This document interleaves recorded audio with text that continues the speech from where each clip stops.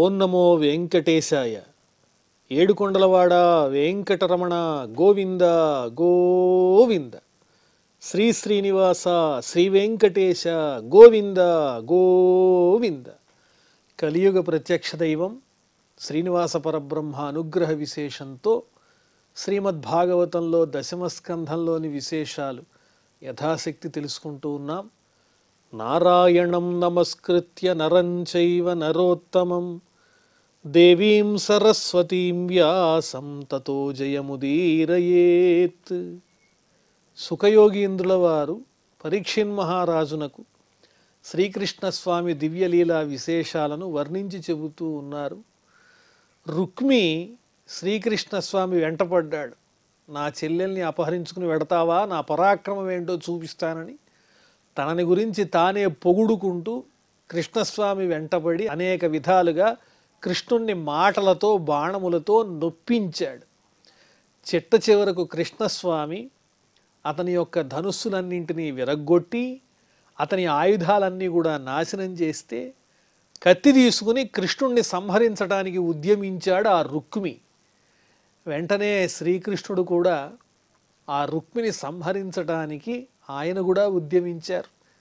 వెంటనే రుక్మిణీదేవి ఆయన పాదాలను ఆశ్రయించి మా అన్నను సంహరించద్దు, రక్షించండి అని ప్రార్థిస్తే శైలేన బద్ధ్వా తమసాధుకారిణం సశ్మశ్రుకేశం ప్రవపన్ వ్యరూపయత్ తావన్ మమర్దుః పరసైన్యమద్భుతం యదు ప్రవీరా నలినీం యథా గజాః. వెంటనే కృష్ణస్వామి ఆ రుక్మిని సంహరించకుండా అతని వస్త్రంతో అతన్నే బంధించి తన పట్ల అపచారం చేసినటువంటి రుక్మికి బుద్ధి రావాలనే ఉద్దేశ్యంతో అతని యొక్క మీసాలను కేశములను ఆ రెండింటినీ కత్తితో అస్తవ్యస్తంగా గొరిగి వేశారు, విరూపిగా చేశారు అతన్ని. ప్రవపన్ వ్యరూపయతు, అస్తవ్యస్తంగా ఆ మీసములను కేశములను తీసివేసి అతన్ని కురూపిగా మార్చేశారు ఆ రుక్మిని. వెంటనే కృష్ణస్వామి పక్షంలో ఉన్నటువంటి సైనికులు కూడా ఆ రుక్మి వెనకాల వస్తున్న అక్షౌహిణి సైన్యాన్ని తమ బలంతో తమ అస్త్రశస్త్రాలతో జయించారు. యదు ప్రవీరాహ నళినీం యథా గజాహ. ఏనుగులు పద్మాన్ని ఎంత తేలికగా పెకలిస్తాయో అంత తేలికగా యదువీరులు ఆ రుక్మి యొక్క సైన్యాన్ని అంతటినీ ఓడించేశారు. ఆ తరువాత కృష్ణాంతికముపవ్రజ్య దదృశుః తత్ర రుక్మిణం తథాభూతం హతప్రాయం దృష్ట్వా సంకర్షణో విభుః. ఈలోపు ఆ యదువీరులు రుక్మి యొక్క సైన్యాన్ని జయించిన తర్వాత బలరాముడు కూడా ఉన్నాడు ఆ సైన్యంలో. ఆయన వచ్చాడు కృష్ణుడి దగ్గరకు, రుక్మి దగ్గరికి. కృష్ణాంతికముపవ్రజ్య దదృశుః తత్ర రుక్మిణం. ఆ యదువీరులు అలాగే బలరాముడు కూడా కురూపిగా ఉన్నటువంటి రుక్మిని చూచారు. హతప్రాయం, చావలేదంతే, చచ్చిన వాడితో సమానంగా ఉన్నాడు ఆ రుక్మి. అలాంటి అతన్ని చూచి బలరాముడు కృష్ణునితో ఇలా అంటున్నాడు. విముచ్య బద్ధం కరుణో భగవాన్ కృష్ణమబ్రవీత్. వస్త్రంతో బంధింపబడినటువంటి రుక్మిని ముందు విడిపించి తరువాత బలరాముడు కృష్ణస్వామితో ఇలా మాట్లాడుతున్నారు. ఏమయ్యా కృష్ణ, అసాధ్విదం త్వయా కృష్ణ కృతమస్మజ్జుగుప్సితం వపనం శ్మశ్రుకేశానాం వైరూప్య సుహృదోవధః. ఏమిటి నువ్విలా చేయకూడనటువంటి పని చేశావు నీవు. అసాధు ఇదం త్వయా కృష్ణ, మంచి పని చేయలేదు నువ్వు. మన వాళ్ళంతా జుగుప్సపడేటువంటి అసహించుకునేటువంటి పని నీవు ఆచరించావు. మన బంధువైనటువంటి వానికి ఈ విధంగా మీసాలు కేశము గొరగడం ఉత్తమమైన పనేనా? అలా చెయ్యటం అంటే ఏమిటో తెలుసా నీకు? అతన్ని చంపినట్లే. ఇలా చేయటం కన్నా చంపినా మేలే అన్నట్లుగా తమ బంధువైనటువంటి వాడిని ఈ విధంగా అవమానించకూడదు. కానీ మీ ఆవిడకు సాక్షాత్తు నీ పత్నికి అన్నగారైనటువంటి రుక్మిని ఈ రకంగా అవమానించడం తగిన పని కాదు కృష్ణ. మైవాస్మాన్ సాధ్వసూయేథాః భ్రాతుర్వైరూప్య చింతయ సుఖదుఃఖో నచాన్యోస్తి యతః స్వకృత భుక్ పుమాన్. వెంటనే రుక్మిణీదేవితో బలరాముడు ఓదారుస్తూ ఇలా అంటున్నారు, అమ్మా ఓ రుక్మిణి, మా మీద నీవు కోపపడద్దు, మమ్మల్ని అసహించుకోవద్దు. నీ సోదరుడైనటువంటి రుక్మిణి ఈ రకంగా కురూపిగా కృష్ణుడు చేశాడనేటువంటి బాధ నీ మనసులో పెట్టుకోవద్దమ్మా. ఎందువల్లంటే మానవులకు వచ్చేటువంటి సుఖదుఖాలు అనేటువంటివి ఒకరి వల్ల కలిగాయి అనుకోవటం పొరపాటు. నీ సోదరునికి జరిగినటువంటి ఈ అవమానం అనేది కృష్ణుని వల్ల జరిగింది అనే విషయం నువ్వు మర్చిపో. ఇవన్నీ విధివశాత్తు జరుగుతాయి, స్వయంకృత అపరాధం వల్లే జరుగుతాయి. ఎవరు చేసిన పాపాన్ని వాళ్ళు అనుభవించాలి. మీ అన్నగారు పాపం చేశాడు, దానికి ఫలితాన్ని అనుభవించాడు. దీంట్లో మేము నిమిత్తమాత్రులమే. కృష్ణుడు మీ అన్నగారిని ఈ రకంగా కురూపిగా చేశాడని మాత్రం నీ మనస్సులో దుఃఖం ఏమాత్రం పెట్టుకోకమ్మా అని రుక్మిణితో ఓదారుస్తూ బలరాముల వారు బావగారు అంటున్నారు. బంధుర్వధార్హ దోషోపి న బంధోః వధమర్హతి త్యాజ్యః స్వేనైవ దోషేణ హతః కిం హన్యతే పునః. ఎంత తప్పు చేసిన వాడైనా, సంపదగిన వాడైనా బంధువైనటువంటి వాడిని విడిచిపెట్టాలి కానీ చంపకూడదు. న బంధోః వధమర్హతి, బంధువైన వాడిని సంహరించటం తప్పు. ఎందువల్లంటే త్యాజ్యః స్వేనైవ దోషేణ హతః. అతన్ని ఎందుకు విడిచిపెట్టాలంటే బంధువైన వాడు తాను చేసిన తప్పుతో తానే మరణించిన వానితో సమానమవుతాడు. ఈ రుక్మి కూడా తాను కృష్ణుని పట్ల చేసిన అపచారం వల్ల అతడు కూడా మరణించిన వాడితో సమానం. ప్రత్యేకంగా మళ్ళీ అతన్ని సంహరించక్కర్లేదు. కిం హన్యతే పునః, ఇంకా మళ్ళీ చంపడం ఎందుకు? కాబట్టి బంధువైన వాడు ఏదన్నా అపచారం చేస్తే అతన్ని చంపకుండా విడిచిపెట్టడమే న్యాయం. అందువల్లే సుభాషితాల్లో కూడా భర్తృహరి చెప్తారు, దాక్షిణ్యం స్వజనే. మనవాళ్ళైన వాళ్ళ పట్ల కొంత మొహమాటం ఉండాలి, మరీ కరుకుగా ప్రవర్తించి వాళ్ళని బాధ పెట్టకూడదు. కానీ కృష్ణుడు అనుకోకుండా ఇలా చేశాడు. దయచేసి ఓ రుక్మిణి, నీవు మనసులో అన్యథా భావించద్దు. క్షత్రియాణమయం ధర్మ ప్రజాపతి వినిర్మిత భరాతాపి భ్రాతరం హన్యాత్ ఏన ఘోరతరస్తతః. ఓ రుక్మిణి, ఏం చెప్పనమ్మా నేను. క్షత్రియ ధర్మం అనేది చాలా కఠినమైనటువంటిది. తమకెంత ఇష్టులైనా కూడా వాళ్ళు దోషం చేస్తే వాళ్ళని దండించటమే క్షత్రియ ధర్మం చెబుతూ ఉన్నది. ఇది సాక్షాత్తు బ్రహ్మవాక్కు. ప్రజాపతి వినిర్మిత, ప్రజాపతుల చేత, బ్రహ్మగారి చేత నియమించబడింది. క్షత్రియాణమయం ధర్మ. క్షత్రియ ధర్మం ఏమిటి అంటే భరాతాపి భ్రాతరం హన్యాత్. తన సోదరుడే అయినప్పటికీ ఆ సోదరుణ్ణి సంహరించాలి. ఎప్పుడు? తప్పు చేస్తే. ఏన ఘోరతరస్తతః. ఎవరైతే దారుణమైన తప్పు చేస్తారో వాళ్ళు సొంత బంధువులైనా, అన్నదమ్ములైనా, సొంత తమ్ముడైనా, అన్నైనా అతన్ని సంహరించవలసిందే, శిక్షించాల్సి వస్తుంది. అదే ఘోరం ఇక్కడ. అదే క్షత్రియ ధర్మం ఇంత కఠినమైనది. రాజ్యస్య భూమేర్విత్తస్య స్త్రియో మానస్య తేజసః మానినో అన్యస్య వాహేతోః శ్రీమదాంధా క్షిపంతి.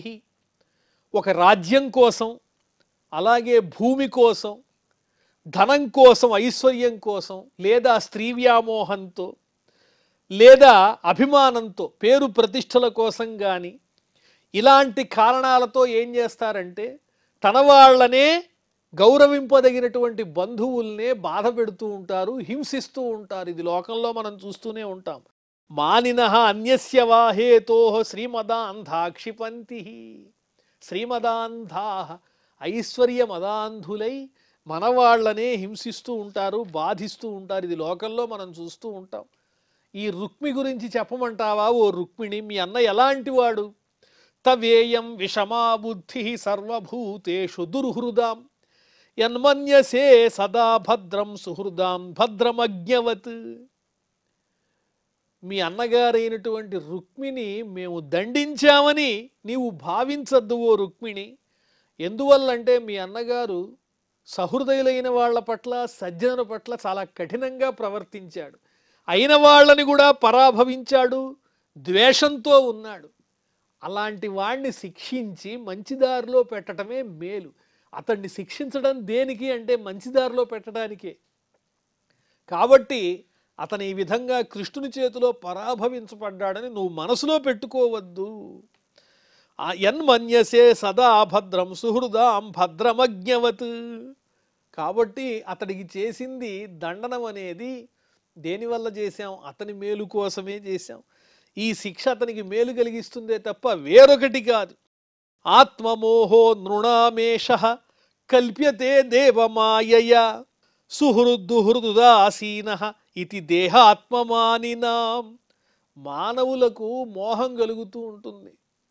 ఏమని కలుగుతుంది అంటే దేహము ఆత్మ ఒకటే అని భ్రమిస్తూ ఉంటారు. దేహం వేరు, ఆత్మ వేరు. దేహం నశించిపోయేది కదా, ఆత్మ శాశ్వతమైనది. ఇది దేనివల్ల కలుగుతోందంటే భగవంతుని యొక్క మాయా విశేషం చేతనే కలుగుతోంది. ఆ దేహభ్రాంతి కలిగినప్పుడు ఎలాంటి భావనలు కలుగుతాయి? వీడు నావాడు, వీడు నాకు మిత్రుడు, వీడు నాకు శత్రువు, వీడు నాకు మిత్రువు కాదు శత్రువు కాదు ఉదాసీనుడు అనేటువంటి భావాలు ఈ దేహాభిమానం వల్లనే భగవంతుని యొక్క మాయా విశేషం చేత కల్పించబడుతూ ఉంటాయి తప్ప ఈ దేహాలన్నీ స్థిరమైనటువంటివి కాదు.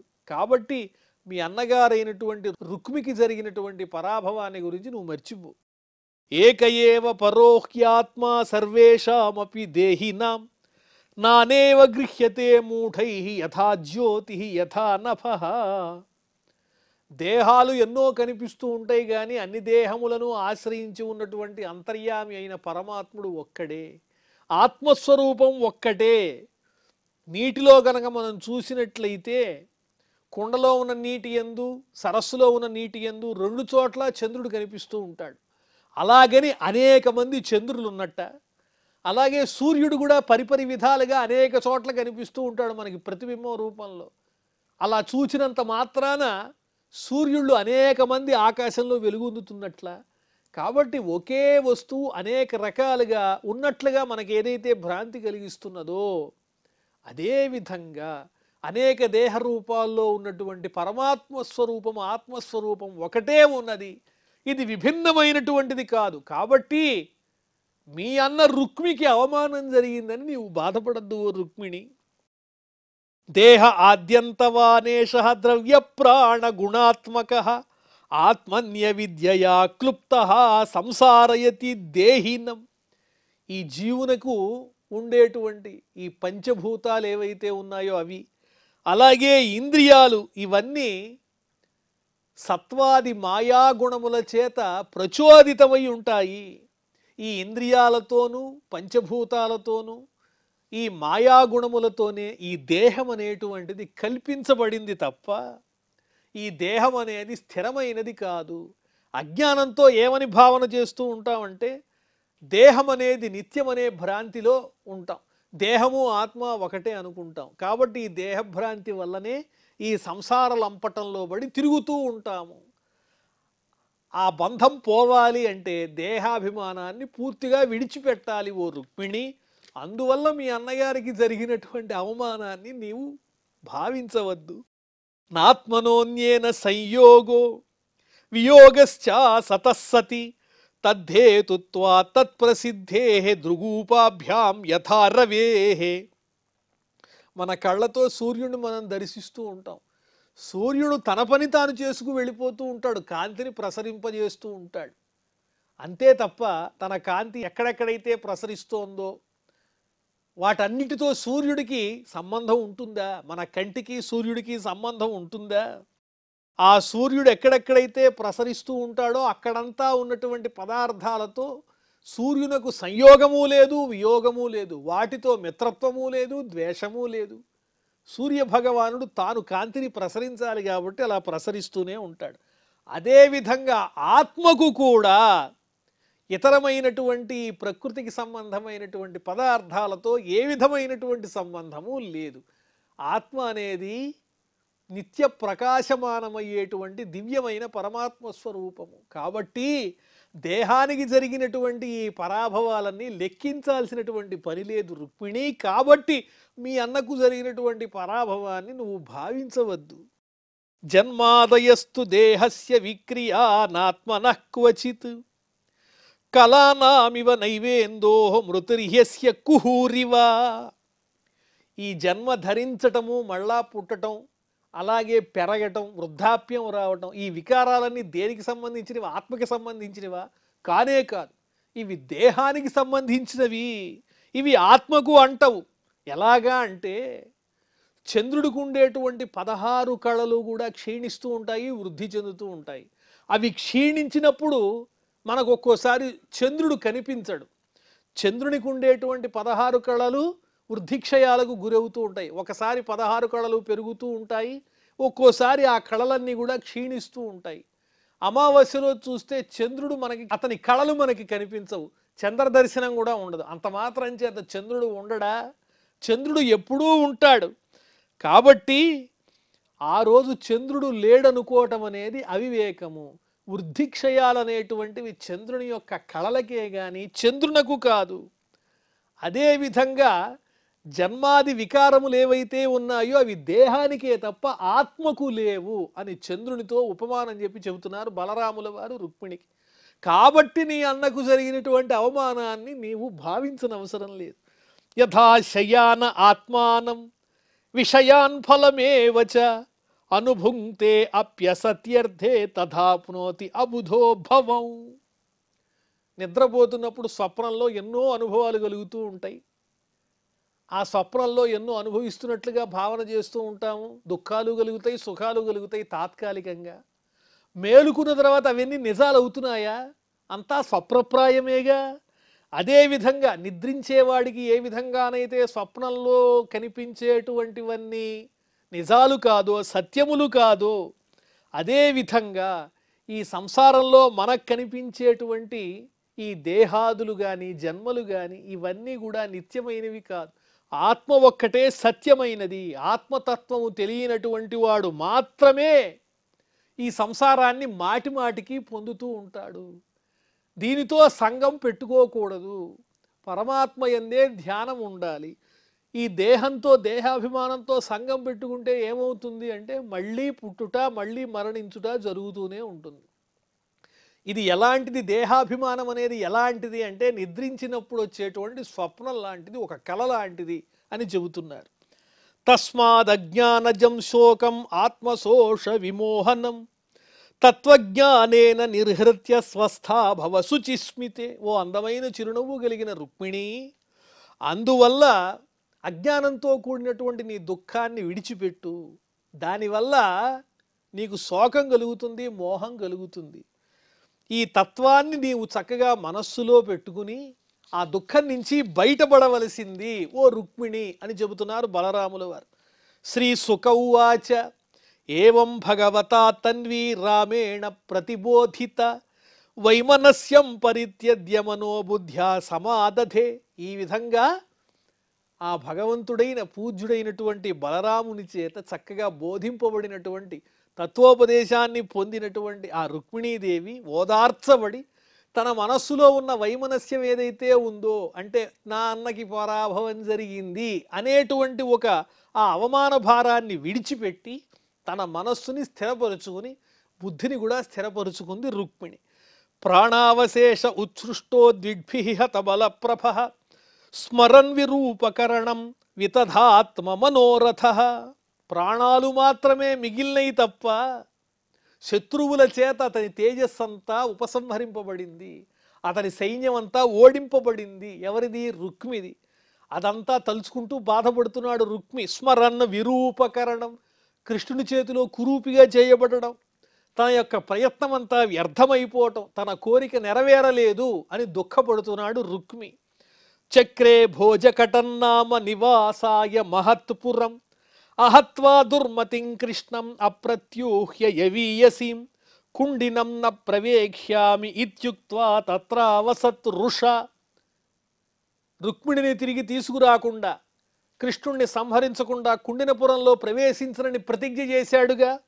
ఆ ప్రతిజ్ఞ ప్రకారం కుండిన నగరానికి వెళ్లకుండా భోజకటం అనే పేరు కలిగిన చోట నివసిస్తూ ఆ కృష్ణుణ్ణి సంహరించాలి, తన సోదరిని తిరిగి తీసుకువెళ్ళాలి, అప్పటి వరకు కుండిన నగరంలో ప్రవేశించకూడదు అని కోపంతో ఆ భోజకటం అనే పేరు కలిగినటువంటి ప్రదేశంలో ఉంటూ ఉన్నాడు రుక్మి. భగవాన్ భీష్మకసుతాం ఏవం నిర్జిత్య భూమిపాన్ పురమానీయ విధివత్ ఉపయేమే కురుద్వ. ఈ రకంగా శ్రీకృష్ణస్వామి భీష్మకుని యొక్క కుమార్తె అయినటువంటి రుక్మిణీదేవిని తీసుకుని వచ్చి ద్వారకా నగరానికి అడ్డు వచ్చినటువంటి రాజులందరినీ జయించి ఆ ద్వారకా నగరానికి తీసుకుని వచ్చి వివాహం చేసుకున్నాడు, పరిణయమాడాడు. ఓ పరీక్షిన్ మహారాజా, తదా మహోత్సవో నృణాం యదుపుర్యాం గృహే గృహే అభూదనన్య భావానాం కృష్ణే యదుపతౌ నృప. అప్పుడు ద్వారకా నగరంలో మహా ఉత్సవం జరిగింది. ప్రజలందరూ ఆనందంతో ఉన్నారు. యదువంశీయుడైనటువంటి ఆ శ్రీకృష్ణ స్వామి గొప్పతనాన్ని తలుచుకుంటూ ఆయన యందే మనస్సు కలిగినటువంటి ఆ ద్వారకా నగర పురవాసులు యదువీరులు వీళ్ళంతా ఎంతో ఆనందాన్ని పొందుతూ ఉన్నారు. నరా నార్యశ్చ ముదితాః ప్రమృష్టమణికుండలాః పారిబర్హముపాజహృహు వరయోః చిత్రవాససోః. ఆ నగరంలో ఉండేటువంటి నరులు స్త్రీలు అందరూ కూడా ఆనందంతో వాళ్ళ అలంకారాలు చేసుకుని మణులు కుండలాలు ఆభరణాలు కొత్త వస్త్రాలు ధరించి ఈ నవ వధూవరులకు కూడా చక్కగా పట్టు వస్త్రాలు కానుకలు తీసుకుని వచ్చి ఇస్తూ ఉన్నారు. సావృష్టిపుర్యుత్తభితేంద్ర కేతుభిః విచిత్రమాల్యాంబరరత్నతోరణైః బభౌ ప్రతిద్వార్యుపక్లుప్తమంగళైః ఆపూర్ణ కుంభాగురుధూపదీపకైః. ఎలా ఉన్నది ద్వారకా నగరం అంటే మహోత్సవంగా ఉన్నది. ఎక్కడ చూచినా కూడా జెండాలు కనిపిస్తూ ఉన్నాయి. ఇంద్రధ్వజల్లాగా పెద్ద పెద్ద జెండాలు అలంకరింపబడి ఉన్నాయి. చిత్ర విచిత్రమైనటువంటి పుష్పమాలలతో వస్త్రములతో రత్నములతో తోరణాలతో గృహాలన్నీ కూడా అలంకరింపబడి ఉన్నాయి. అదేవిధంగా ఎక్కడ చూచినా ఆ ద్వారకలో ఉన్నటువంటి ప్రతి ఇంటి యందు కూడా పూర్ణ కుంభాలు వాటికి అలంకారాలు కనిపిస్తూ ఉన్నాయి మంగళప్రదంగా. ఆ పూర్ణ కుంభాగురు ధూపదీపకై, సువాసనాపూరితమైనటువంటి చక్కని అగరు ధూపం ఏ ఇంటిలో చూచినా చక్కగా దీపముల యొక్క వరుసలు పేర్చారు ప్రతి ద్వారబంధం దగ్గర. ఈ విధంగా ద్వారకలో ఉన్న ప్రతి ఇల్లు కూడా ఆ రోజు పండుగ వాతావరణంతో కూడి ఉన్నది. సిక్తమార్గ మదచ్యుద్భిః ఆహూత ప్రేష్ఠభూభుజాం గజైర్ద్వాసు పరామృష్టరంభా పూగోపశోభిత. రాజవీధులన్నీ అలంకరింపబడి ఉన్నాయి. రుక్మిణీ కృష్ణుల వివాహం కోసం విచ్చేసినటువంటి రాజులు ఎవరైతే ఉన్నారో వాళ్ళకి సంబంధించిన మదించినటువంటి ఏనుగుల యొక్క మదజలంతో రాజవీధులన్నీ సువాసనాపూరితంగా మారిపోతూ ఉన్నాయి.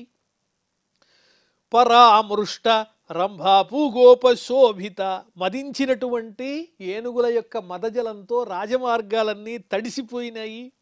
అదేవిధంగా ఆ రాజభవనము యొక్క చక్కని ద్వారాలన్నీ అరటి చెట్లతో పోక చెట్లతో అందంగా అలంకరింపబడి ఉన్నాయి. కురు సృంజయ కైకేయ విదర్భ యదుకుంతయ మిథో ముముదురే తస్మిన్ సంభ్రమత్పరిధావత. కురువంశీయులు, సృంజయ వంశీయులు, కైకేయ వంశీయులు, విదర్భ వంశీయులు, యదువంశీయులు, కుంతి వంశీయులు, ఈ విధంగా ఎంతోమంది యదువంశీయులకు ఆత్మీయులైన వాళ్ళంతా అక్కడికి చేరుకున్నారు. అందరూ కలిసి పరస్పరము ఆనందంతో కూడినటువంటి సంభాషణలతో వారి వారి ఆనందాలను పంచుకుంటూ కలిసిమెలిసి సంచరిస్తూ ఉన్నారు.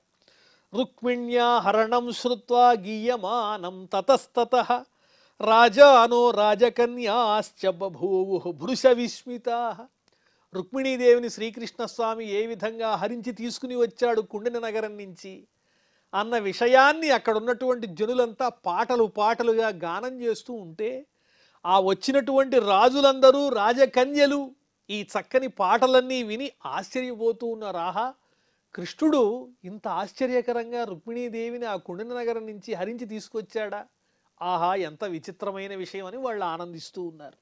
ద్వారకాయామభూద్రాజన్మహామోదః పురౌకసాం రుక్మిణ్యా రమయోపేతం దృష్ట్వా కృష్ణం శ్రియఃపతిం.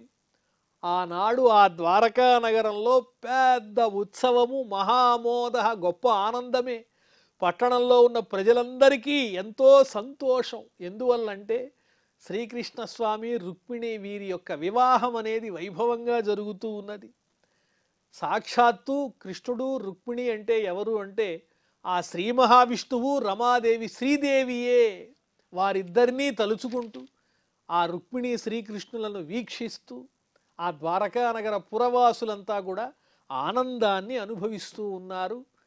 ఇక్కడితో మనం ఈ దశమ స్కంధంలో 54వ అధ్యాయాన్ని పరిపూర్ణం చేసుకున్నాం. ఇప్పుడు 55వ అధ్యాయంలో ప్రవేశిస్తున్నాం. శ్రీ సుక ఉవాచ కామస్తు వాసుదేవాంశో దగ్ధః ప్రాక్ రుద్రమన్యున దేహోపపత్తయే భూయః తమేవ ప్రత్యపద్యత. శ్రీశుకుల వారు ఒక చక్కటి వృత్తాంతాన్ని, శ్రీకృష్ణస్వామికి ప్రద్యుమ్నుడు జన్మించినటువంటి వృత్తాంతాన్ని వర్ణించి చెప్తున్నారు పరీక్షిత్ మహారాజునకు. ఎవరీ ప్రద్యుమ్నుడు? కృష్ణునికి పుత్రునిగా పుట్టినవాడు అంటే ఒకానొకప్పుడు పరమేశ్వరుని యొక్క 3వ నేత్రంతో దహింపబడినటువంటి కాముడే, మన్మధుడే మరలా ఇప్పుడు దేహాన్ని పొందటం కోసం వాసుదేవుణ్ణి చేరాడు, వాసుదేవునిలో ఉన్నాడు. ఇక అతని కుమారుడిగా జన్మించటమే తరువాయి ఆ మన్మధుడే ప్రద్యుమ్నునిగా జన్మించబోతూ ఉన్నాడు శ్రీకృష్ణునకు రుక్మిణికి, ఆ దంపతులకు. మరి ఆ విశేషాలు కూడా మనం మళ్ళీ తెలుసుకుందాం. ప్రస్తుతం క్షమాప్రార్థనాదులతో ఈ కార్యక్రమాన్ని పరిసమాప్తం చేసుకుందాం. అథ క్షమాప్రార్థన.